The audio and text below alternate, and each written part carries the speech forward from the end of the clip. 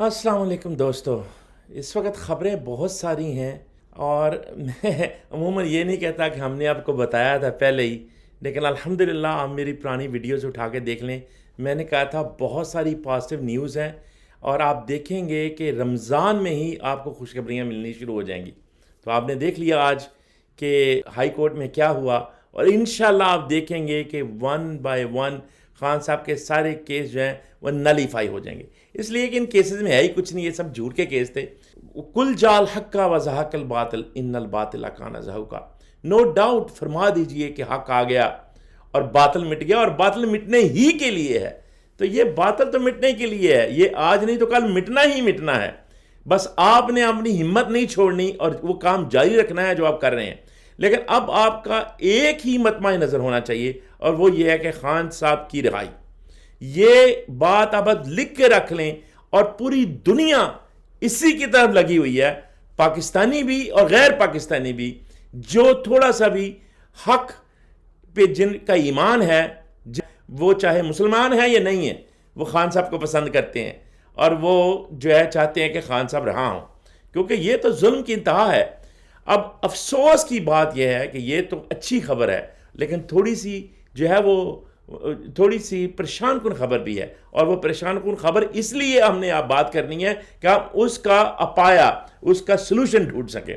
हम आपको परेशान कुन बातें इसलिए नहीं बताते कि आप परेशान हो जाएं, बल्कि इसलिए बताते हैं कि आप और अपनी ताकत पकड़ें और उसका मुकाबला करें, आप वक्त से पहले उसका मुकाबला करें।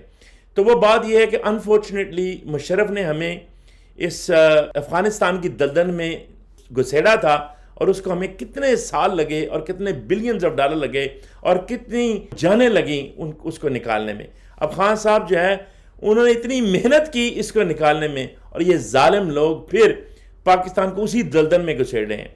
तो be honest, it could not be any worse regime than this for Pakistan, because they don't absolutely care कि हमें दुनिया क्या कहती है, हमें पाकिस्तानी क्या कहते हैं। वो ये समझते हैं कि ये भेड़ बकरियां हैं और हम इनको जिसका चाहें जिस तरफ चाहें हाँक दें। यानी टोटल जालमों को, चोरों को, भगोड़ों को और झूठे लोगों को, मुनाफिकों को ऊपर लाके बैठा दिया, इसलिए कि जिस तरह का इंसान होता है उसी को पसंद करता है। क्योंकि ये जो पपट्स हैं, पपट्स हमेशा पपट्स चाहते हैं, तह दर तह ये पपट्स है।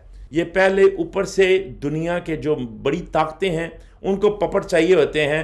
यानी पाकिस्तान जैसे मुल्कों में आपने देख लें कि उन्होंने मुर्सी को हटा के सीसी को ले आए इजिप्ट में, इसी तरह वो जहां चाहते हैं पपट्स को ले आते हैं। जो ताकतें पपट लाती हैं पाकिस्तान में, ऑफ कोर्स उनको जनरल्स के साथ डील करना मच ईजियर है, क्योंकि वो भी गलत तरीके से आए होते हैं। तो जो गलत तरीके से आया होता है वो आपका हर गलत काम करेगा, जिस तरह के मुशर्रफ ने किया। अब इसी तरह ये शख्स भी पपड़ा, इसको अपनी पड़ी हुई है, क्योंकि ये ज़ाती तौर पे खान साहब से इतनी नफरत करता है और इन्होंने इतना जुल्म किया है अपनी हुकूमत बरकरार रखने के लिए। तो अब ये गलत पे गलत पे गलत करते जाएंगे। आपको पता है ना, एक झूठ को छुपाने के लिए 100 झूठ बोलने पड़ते हैं। तो ये चाह रहे हैं कि हर तरीके से खान साहब को जो है वो हम दबा के रखें, और ऐसे जो बिल्कुल नकारा और नकम्मे और झूठे लोग हैं। और ये देखें क्या इस कौम की शान है और क्या इम्तहान है कि इस कौम का हीरो आसफ अली जरदारी, इस मूवी, ये जो मूवी चल रही है इसका हीरो जरदारी है। इसकी जो हीरोइन है वो आपकी झूठों की नानी अम्मा मूवी की बेहतरीन एक्ट्रेस हैं, ये मरियम बीबी। उसके जो डायरेक्टर हैं वो माशाल्लाह हमारे जनरल साहब हैं, और फिर उसमें जो हेल्पिंग कास्ट है वो हमारे चीफ जस्टिस हैं। तो ये एक मूवी चल रही है, लेकिन आपको मैं बताऊं कि जब अंधेर नगरी हो जाती है तो आपको स्माइल करना चाहिए कि उसी के बाद जो है रोशनी आना शुरू हो जाती है। तो अब ये रोशनी आने का टाइम है, तो अब आपको बहुत सारी खुशखबरियाँ आएंगी। लेकिन अनफॉर्चुनेटली ये जो जितना जुल्म मचा रहे हैं और अफ़गानिस्तान के साथ जो कर रहे हैं और बाहर के मुल्कों के साथ और IMF के साथ जो डील्स कर रहे हैं, ये सारी पाकिस्तान के ख़िलाफ़ हैं। और पाकिस्तान को एक थोक के हिसाब से, यानी चाइना और रशिया के ब्लॉक से निकाल के अमेरिका के ब्लॉक में डालने की कोशिश की जा रही है, क्योंकि ये इनके माई बाप हैं। हालांकि चाहिए ये कि हम सबसे दोस्ती रखें और सबको बैलेंस करें, जैसे कि खान साहब कर रहे थे। लेकिन मैं बताऊं, हिकमत जो है ना, ये एक बहुत बड़ी अल्लाह की रहमत होती है। अल्लाह ताला कुरान में फरमाते हैं, यूतिल हिकमत मन यशा, अल्लाह जिसे चाहे हिकमत दे दे। وَمَن یُؤْتِ الْحِکْمَةَ فَقَدْ أُوتِیَ خَیْرًا کَثِیرًا، اور ہم نے جس کو حکمت دے دی اس کو ہم نے خیرن کثیر دے دیا، اس کو بڑی دولت دے دی، کیونکہ حکمت سے آپ ہر قسم کی دولت کما سکتے ہیں۔ وَمَا يُذَكَّرُ إِلَّا أُولُو الْأَلْبَابِ، اور بے شک اس بات کو، اس نصیحت کو صرف عقل والے ہی سمجھتے ہیں، بے وقوفوں کو یہ بات سمجھ نہیں آتی۔ بے وقوف ہیں جو یزید، حامان، فرعون، ابو جہل، یہ وہ بنتے ہیں، کیونکہ وہ ان کی عقل پہ پردے پڑے ہوئے ہیں، اور وہ ان کی پردے ان کے اعمال کی وجہ سے اللہ تعالیٰ نے ڈال دیے ہیں، اور پھر ان کا ٹھکانہ اس دنیا میں بھی لعنت ہے اور آخرت میں بھی جو ہے وہ جہنم ہے۔ ان کو چاہے جتنی مرضی بھی آپ وعیدیں سنا لیں، ان لوگوں کو باز واپس نہیں آنا، کیونکہ یہ سمن بکمن امیون فہم لا یرجعون ہیں، یہ گونگے ہیں، اندھے ہیں، بہرے ہیں، ان کے پاس کان ہیں پر یہ سنتے نہیں ہیں، ان کے پاس آنکھیں ہیں پر یہ دیکھتے نہیں ہیں، ان کے پاس زبان ہے لیکن یہ بول نہیں سکتے۔ تو جب آپ حق کے لیے بولتے نہیں، حق کے لیے سنتے نہیں، حق کے لیے کھڑے ہوتے نہیں، تو آپ سمن بکمن امیون فہم لا یرجعون ہو۔ تو آپ نے یہ جو مووی چل رہی ہے، اس مووی کو آپ نے فلاپ کرنا ہے، یہ فلاپ ہو چکی ہے، لیکن اس فلاپ مووی کے لیے ضروری ہے کہ آپ ہر صورت میں ایک منظم جو ہے وہ مہم چلائیں خان صاحب کی رہائی کی۔ اب آپ کا ایک ہی مطمع نظر ہونا چاہیے، خان صاحب کی رہائی، اور اس میں پرٹیکولرلی یہ جو آپ کے ایم این ایز اور ایم پیز ہیں ان کو ہر روز باہر نکلنا چاہیے، عدالتوں میں جانا چاہیے اور باہر بھی نکلنا چاہیے اور اسمبلی میں بھی بولنا چاہیے۔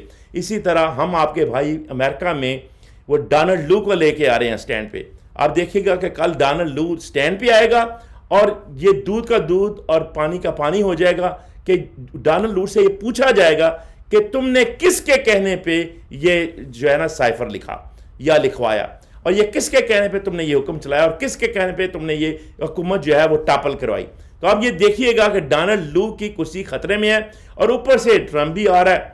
اب ٹرمپ آئے گا تو یہ ان کو ڈمپ کرے گا، اور یہ ڈمپ ہو رہے ہیں، اور آپ دیکھیں گے انشاءاللہ تعالی خان دوبارہ واپس باہر آئے گا۔ جیسے میں نے کو بتایا تھا، پہلے وہ باہر آئے گا، پھر وہ جو ہے ان کو چیلنج کرے گا، اور انشاءاللہ یہ دوبارہ خان آپ کا حکومت میں آئے گا، اور پاکستان کی نشستہ ثانیہ سے مراد ہے کہ مسلم دنیا کی نشستہ ثانیہ ہوگی، اور جس طرح اس نے اسلاموفوبیا کا دن جو ہے وہ منوایا تھا، اس طرح انشاءاللہ وہ امت مسلمہ کا حق بھی منوائے گا، پاکستان کو بھی نمائے گا، اور انشاءاللہ تعالی پاکستان ایک ایسا ملک بنے گا، ماڈل ملک بنے گا، جس کو فالو کرنے کے لیے بہت ساری طاقتیں جو ہیں انشاءاللہ پاکستان کے ماڈل کو، خان کے ماڈل کو فالو کریں گی، اور میرے اللہ نے چاہا تو ہم دوبارہ اس دنیا کو، اس امت مسلمہ کو انشاءاللہ لیڈ کریں گے۔ لیکن ہمیں بہت سارا کام کرنا ہے، یہ باتوں سے نہیں ہوگا، ہمیں اپنے عمل سے ثابت کرنا ہوگا۔ اب آپ اپنے اندر جھانکیں